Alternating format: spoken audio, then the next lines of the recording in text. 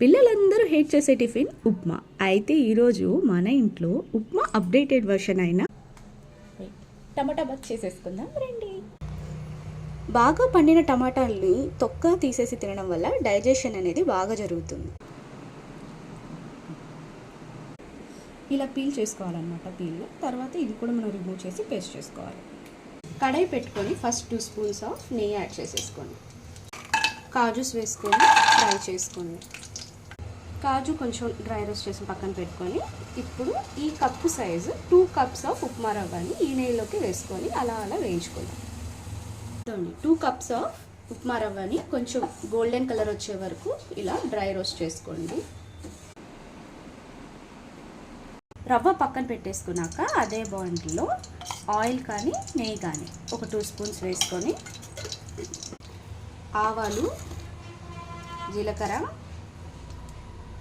అన్ని పోపు దినుసులు వేసుకొని ఫ్రై చేసుకుంటూ కరివేపాకు కూడా వేసుకొని తరిగిన ఉల్లిపాయలు, కొంచెం అల్లం ముక్కలు, పచ్చిమిరపకాయలు ఇవన్నీ వేసి బాగా గోల్డెన్ కలర్ తీసుకొని రావాలి.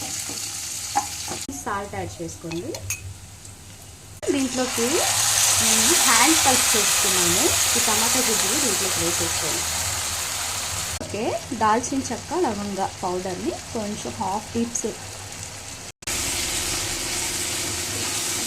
ఈ కప్పుతో 2 కప్పుల బొంబాయి రవ్వ తీసుకున్నాం కాబట్టి ఇదే కప్పుతో 6 కప్పుల వాటర్ని వేసుకోవాలి. ఇప్పుడు ఈ బాయిలింగ్ వాటర్లోకి ఉప్మా రవ్వ కలుపుకుంటూ వేసుకోవాలి.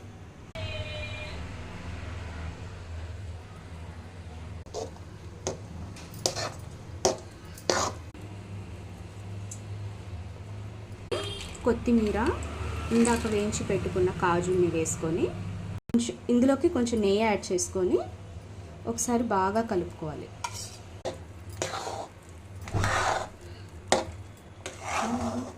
ఇదోండి, అందరూ ఇష్టపడి ఎంతో రుచికరమైన టమాటా బాత్ రెడీ అయిపోయింది.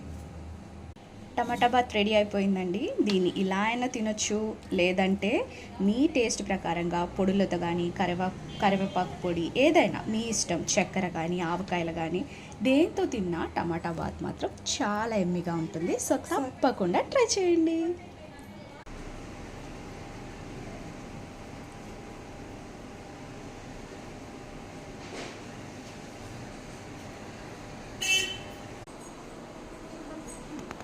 Bueno, si yo no